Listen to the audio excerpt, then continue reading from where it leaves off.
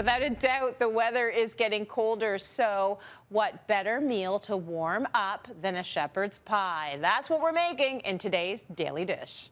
And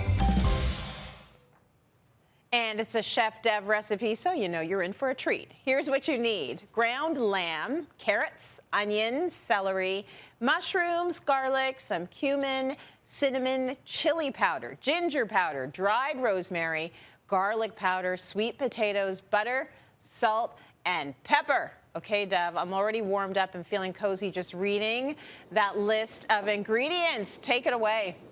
Tracy, this is a classic shepherd's pie, but it's not a classic shepherd's pie. We're taking inspiration from the classic. I'm gonna start and jump right into the recipe. We're using lamb today. And the reason why I'm using lamb is because it's delicious. I don't think enough people use it. As you notice, my cast iron pan is preheated. And what I want to do is I want to brown off this lamb. I'm going to be also finishing this in this segment. And you're gonna have to watch to see how. Tracy, what makes this recipe, what sets this one apart, we're using big spices. You know I always like to come with the spices. So we're gonna hit that with chili powder. That will make me sneeze. We're gonna come in with cinnamon. Cinnamon and meat is such an amazing pairing. I love it so much. We have some dried rosemary, and we're gonna come in with cumin. Also, black pepper. I'm outside, and the smell here is incredible. You can see all these colors and all these flavors. While this is browning, I want to talk about a very special component. Now, when you're cooking this at home, you want to brown off the meat, remove it from the pan, then cook off your vegetables. But since we're on this one segment, what I want to do is I have a large cast iron pan, and not crowding the pan, I'm going to add in a bunch of my vegetables into here. This is mushroom, celery, carrot, onion, and garlic. So this is almost like a classic mirepoix. The beautiful thing about this dish is that it's heartwarming. It's dense, it's nutritious, it's one pot wonder. It's one of those things where you can just put this one dish at the table and it'll hold you down. I have the celery here, and I just want to show you how I would break it down.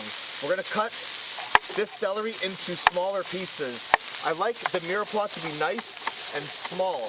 This table rocks a bit, so hopefully it doesn't fall over. Tracy, remember the wasps that time out here? Yeah. We're so past wasp season now. Now it's just like cold, so thank you for doing this outside. We are completely past wasp season. If a piece of carrot falls on the ground, it falls on the ground.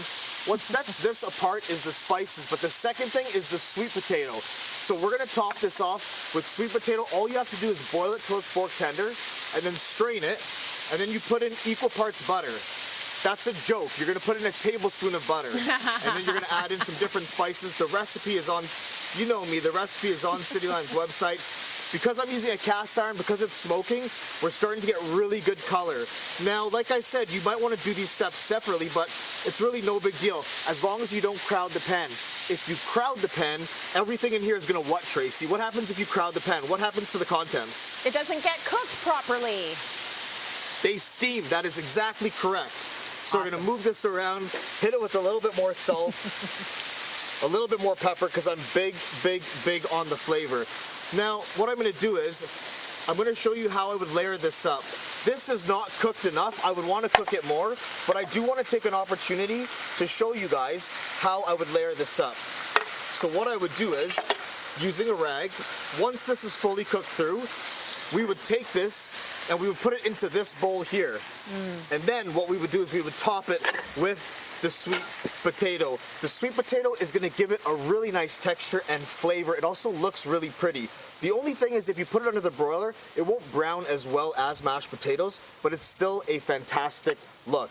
Tracy, are you still with me there? I am, and since we have to wait a bit for the meat to be cooked, let's talk a little bit about this lamb situation. I agree with you. I don't think enough of us use lamb, and it's such a good meat, but if you wanted to use a replacement for your shepherd's pie, throw out some other things you might use instead of the lamb. Tofu would be good if you use firm tofu, but I think eggplant, cauliflower, broccoli, these would be incredible things.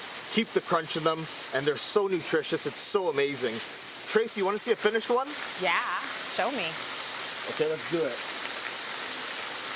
So I have a big reveal here. And what we do... Such a clown. You like that, eh? Yeah. This, I love being a goof. This goes into the oven for about 30 minutes. If you want to put it under the broiler, you can. Couple things we're gonna do though, just to jazz it up a bit. We're gonna add some red chili because I like it very spicy. Again, if the table falls, this is Chef Devan at his house, okay? So it's gonna be all good. Red chili goes on top, and then we're gonna top it off with scallions. I'm gonna use the green of the scallion because it's gonna give me nice flavor and nice color.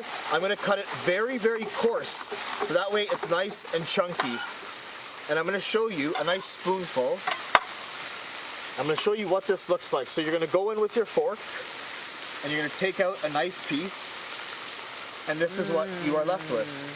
Is the sweet potato. You can see all of these different spices that are in there. It's absolutely gorgeous, Dev. And Love it's, of that. course, on our website, cityline.tv.